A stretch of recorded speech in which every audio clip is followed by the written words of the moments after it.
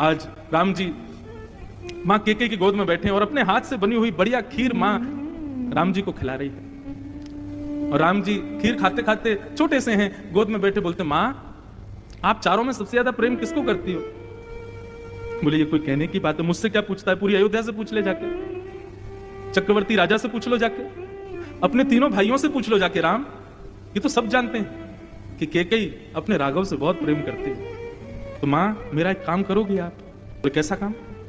तो वो काम ऐसे नहीं बताऊंगा, पहले मुझे वचन देना पड़ेगा आपको कि आप उस कार्य को करोगी। केकई जी बोली, अरे वचन की क्या जरूरत है, मैं तुझसे इतना प्रेम करती हूं, तो यदि आधी रात भी कुछ मांग ले राम, तो तेरे लिए सब करने को तैयार हो जाती हूं। तू बोल ना, तू बोल, तुझे बोलने में देरी होगी, मुझे करने में देरी नहीं होगी, बता क्या करना है। राम जी बोले, मां पहले वचन दो। केकई ने वचन दिया, बोले वचन देती हूँ, जो मांगेगा सो दूंगी, करूंगी तेरे लिए। बोले मां वचन से भी काम नहीं चलेगा, एक काम करो, अपना हाथ मेरे सिर पर रख के मेरी सौगंध खाओ, जो मैं मांगूंगा सो आप करो। राम जी बोले, मां विचार मत करो, पहले मेरी सौगंध खाओ, मैं तभी बताऊंगा।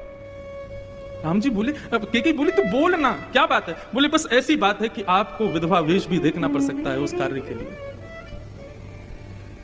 केकई के हाथ पांव कांपने लगे, तुरंत राम जी के सर पर हाथ रख दिया, बोले मैं तेरी सौगंध खाती, मैं विधवा वेश भी देखूंगी, ऐसी कौन सी बात है राम? तुरंत राम जी ने कहा, मां मैं अवतार हूं नारायण का, अनेक संत अनेक महापुरुष मेरे दर्शन के लिए वन में बैठे, देवताओं ने मुझसे प्रार्थना की है कि वे रावण को मेरे हाथों मराना चाहते, और इन सब कार्यों को करने के लिए मुझे वन में जाना पड़ेगा। लेकिन चक्रवर्ती राजा मुझसे इतना प्रेम करते हैं कि एक क्षण के लिए भी मुझे अपने आंखों से दूर नहीं जाने देंगे। जब वशिष्ठ ऋषि लेने के लिए आए तो महाराज ने कह दिया कि महाराज आप मेरे प्राण ले जाओ, मैं राम जी को नहीं दे सकता, तीनों छोटे बेटों को ले जाओ, मैं राम को नहीं भेजूंगा, बिना पढ़ाए घर में रखना मंजूर है।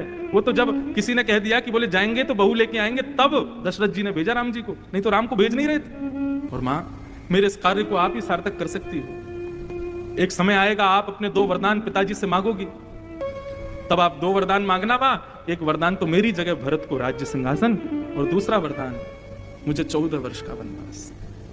मां मैं तुम्हारे चरण पड़ता हूं, वे सब संत सबरी आदि ये सब मेरे मेरे मेरे दर्शन के लिए विकल हो रहे हैं, वहां रावण को मुझे मारना है। मां आप ही मेरी इस लीला को पूर्ण, आप देख लेना, मेरी सौगंध खाइए आप। उस समय अच्छा एक बात, अब ये बात सिद्ध कैसे होती है? मंथरा ने यदि केकई के कान भरे थे तो मंथरा 14 वर्ष नहीं बोल रही थी, मंथरा ने बोला आजीवन वन में भेजो राम को। ये 14 वर्ष का संकल्प मंथरा का था ही नहीं, ये 14 वर्ष का संकल्प तो स्वयं राम का था, जो महाराज केकई से बुलवा रहे